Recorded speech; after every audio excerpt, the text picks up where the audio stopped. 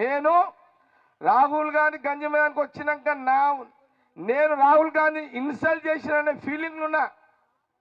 అందుకే ఇక సంగారెడ్డిల జీవితంలో ఎమ్మెల్యేగా పోటీ చేయొద్దని డిసైడ్ చేసుకున్నా.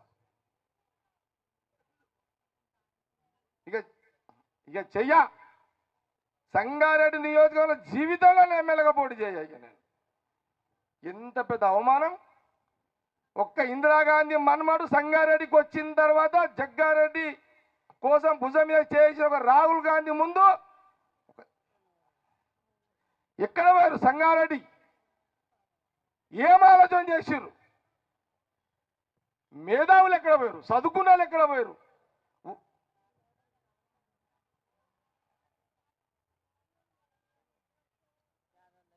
చాలా పెద్ద ఇన్సల్ట్ అయింది అసలు నాకు. ఇక అందుకే నేను చాలాసార్లు దసరా కూడా చెప్పిన, ఎందుకు అరే ఈ దేశం కోసం ఇందిరాగాంధీ దేశం కోసం చచ్చిపోయింది కదా, రాజీవ్ గాంధీ దేశం కోసం చచ్చిపోయింది కదా.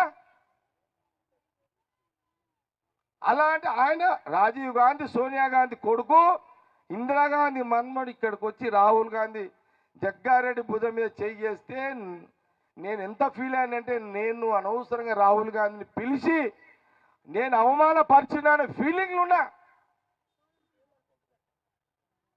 ఇది ఎప్పటి నుంచో నా మనసులో ఉండేది, అనుకోకుండా బయటకు వచ్చింది ఈరోజుగా.